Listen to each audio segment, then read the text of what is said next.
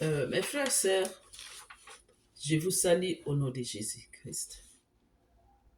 On va partager la parole de Dieu. Notre thème, c'est On prouve de la joie à donner. C'est une parole de gagneur d'âme. 1 Corinthiens 23.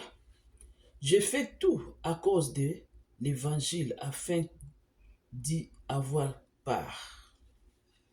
Celui qui travaille à l'autel mange à l'autel. 1 Corinthiens 9, 14.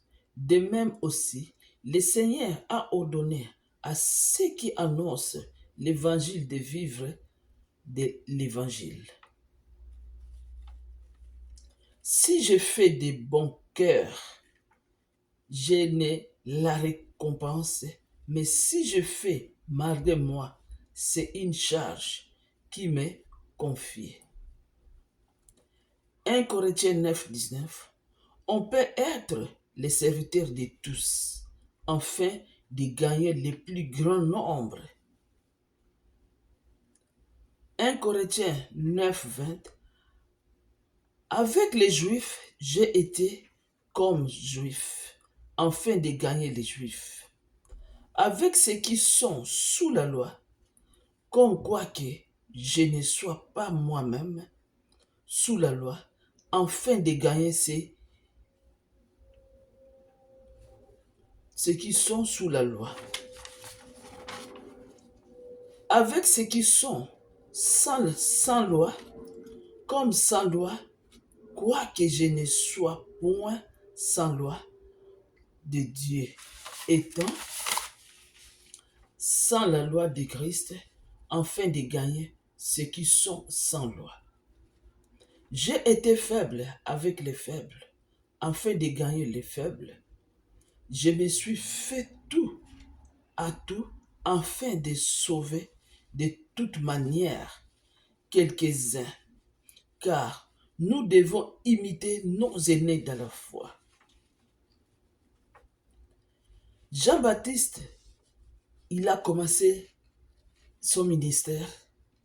Il disait, répentez-vous, car le royaume des cieux est proche. C'est un gagneur d'âme, Jean-Baptiste. Jésus, il a commencé comme Jean-Baptiste a commencé. Tu vois qu'on doit imiter nos aînés dans la foi.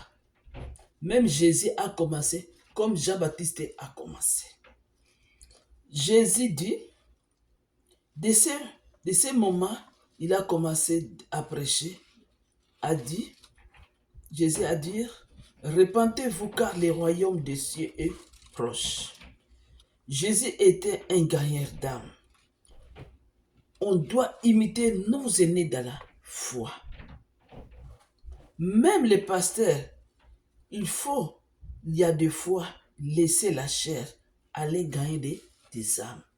Nous sommes des gagnants des âmes tous, sans exception. Nous sommes des évangélistes tous, même un pasteur qui est dans la chair. Il y a des fois, il faut laisser la chair, va chercher des âmes. C'est le dernier message que Jésus nous a laissé. Jésus nous a dit, allez faire toutes les nations des disciples. Quand Jésus a dit ça, il a monté au ciel. C'est une recommandation que Jésus nous a demandé à faire. Allons faire toutes les nations des disciples. Même Jésus, il a marché avec Marie de Magdala. Elle était une femme libre. Mais Jésus cherchait quoi? À gagner son âme. Marthe et Marthe, les frères de Lazare. Jésus était l'ami de Lazare. Il y avait deux sœurs qui étaient là-bas qui n'étaient pas mariées. Mais Jésus cherchait à gagner leur âme. Mais Jésus a gagné l'âme de qui? De Marie. Parce que Marie se mettait toujours dans les pieds de Jésus. Mais Marthe était toujours à la cuisine pour préparer. Qui a fait l'alliance avec Jésus? C'est Marie. Parce que Marie restait toujours au pied de Jésus.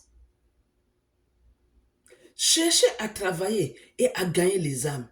Les pasteurs de ne pas rester toujours à l'église, de ne pas rester toujours devant la chair, sans aller chercher des âmes. Non, c'est un grand défaut. On doit gagner des âmes, nous tous. Que ce soit des pasteurs.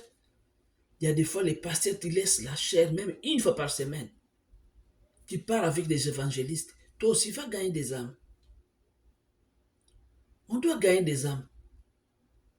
On doit sauver, on doit dépeupler ténèbres pour remplir le ciel. On doit dépeupler ténèbres pour remplir le ciel.